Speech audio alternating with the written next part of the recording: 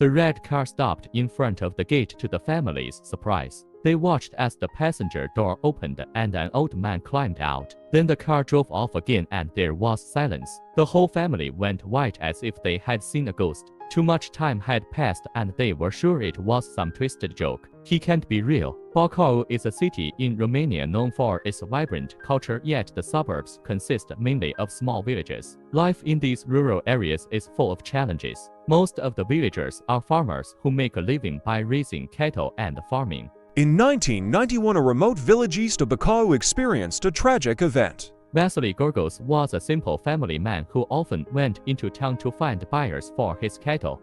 His trips were usually short and he always returned after a few days. But this time when he said goodbye to his family, he didn't know how long the farewell would last. When Vasily boarded the train for a business trip, he looked in good spirits for a 63-year-old man. His visits to the fair had never attracted attention. However, trouble first arose when he did not contact his wife. At first he was not overly concerned, but it soon became clear that something was seriously wrong.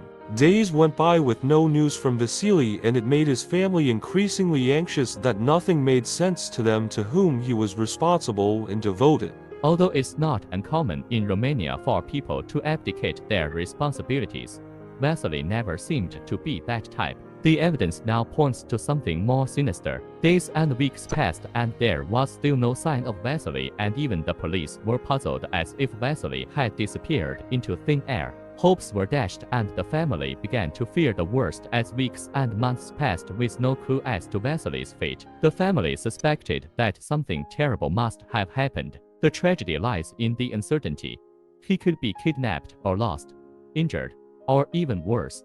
Faced with a heart-wrenching decision, unable to prove any hard evidence, unable to continue living with constant speculation, the Gorgos family began holding regular memorial services for Vasily. The whole village joined them in remembering their husband and father as the months slowly turned into years. The family was finally forced to face a painful truth. Under pressure from the authorities for legal purposes, Vasily was unfortunately declared dead. Life was hard without Vasily, but his family had to move on.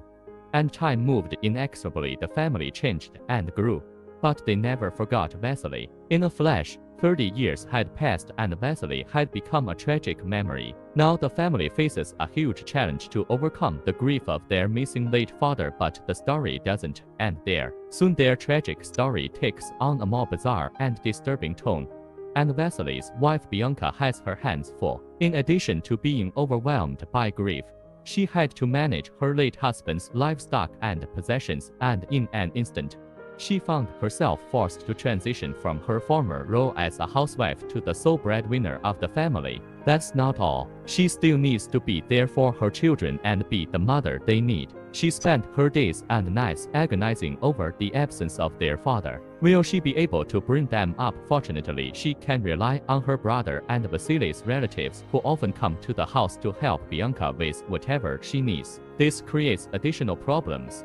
However, as small villages like Bianca's often become hotbeds of slander and rumor, most people lead mundane, monotonous lives, and the easiest way to increase excitement is to follow a story about someone they know, whether real or imagined. In the weeks following her husband's disappearance, Bianca was the object of everyone's sympathy, but that soon changed. Some in the town began to suspect that Vasily's brother was a frequent visitor to Bianca, and one might say they had no specific reason for such suspicion. After all, Bianca desperately needed the help of anyone who was her late husband's brother. It was only natural for Bianca's brother-in-law to volunteer to ease Vasily's loss, and it made his pain a little less painful.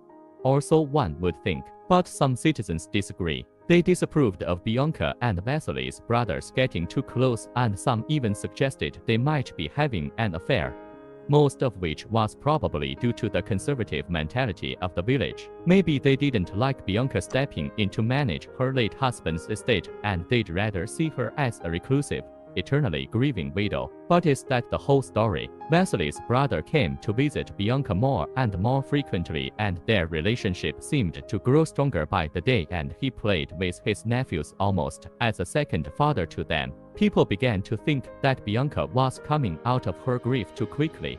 But the widow wasn't worried about the rumors. She believes there are so many things going on in her life that are more important than paying attention to rumors. But that will soon change. Rumors continue to circulate that hatred of Bianca is growing in the village. She was met with hostile stares every time she went to the market. Some shops even refused to serve her, and at one point someone even spat on the ground after she passed by. Immediately after this incident, Bianca turned in a rage and prepared to confront this rude person. But then she thought again. Can she really provoke hostility from those people? Little did she know that the worst was yet to come. That very night something happened that made Bianca fear for her safety and the safety of her children. After getting dinner ready for them, she led them to bed, tucked them in and wished them good night. She was tired after a long day and wanted to go to bed alone. She went back to the kitchen to wash the dishes when something happened that made her tremble. Suddenly, Bianca heard a crash and the sound of glass breaking in the living room. She quickly ran to the scene, and what she saw made her heart sink when someone threw a rock through her window and broke it completely. She rushed to the door hoping to catch the culprit, but no one seemed to be home. Bianca came home full of fear and wondered if the incident had anything to do with the hostility she had encountered in the city. How far will the chatty villagers go? She was worried that night about whether she should report the incident to the police, or was it just an isolated incident? However, something else happened a few days later. Bianca's phone rang one night while she was waiting for her pesticide order to arrive, and she thought it was a courier company calling. She answered the phone, but the sound on the other end was far from what she had expected. In fact, it was something she had never been prepared for, and after answering the phone, all she heard was heavy breathing that sometimes turned into wheezing. "Hello, who is this?" she asked, and then she had an amazing realization. Breathing and wheezing sounded exactly like Vasily's. She could recognize Vasily after a million years. "Is that you?" she asked, and the person on the other end hung up. Bianca put the phone down and went blank. What just happened? The first thing she did was call Vasily's brother, tell him about the call, and they went to the police station together. The local police chief assured them that he would instruct his officers to re-investigate the truth behind Vasily's disappearance. However, they never received any updates. Over time, the rumors and hostility Bianca faced in the village faded. Vasily became a memory too, but that lasted until one day. On an ordinary day, a strange red car stopped at the entrance of the village, leaving everyone speechless, and an old man came out of the passenger door to the surprise of the family and other villagers. It was undoubtedly Vasily Gorgos, although he looked much older, and the old man's return took everyone by surprise, and no one had time to write down the license plate number, and no one got a chance to look at the driver before he drove off. Although he is now 73 years old, there is no doubt that it was Vasily whose reappearance was a shock, but an even greater surprise awaited him. Another unexpected twist is that Vasily is wearing the exact same clothes he was wearing the day he disappeared, and the family has countless questions but soon discovers there are no answers. When questioned, Vasily was sure it was 1991小时. He believed he had only been gone a few days. Truth can be stranger than fiction, and Vasily Gorgos is living proof. His story became a national sensation and sparked much speculation. All sorts of theories have been put forward as to why Vasily couldn't remember what happened or where he'd been in those 30 years. One popular theory is that he had dementia, while some experts have a more extreme hypothesis. They thought Vasily had entered a fugue state. There he experienced separation and sincerely believed that he would never leave.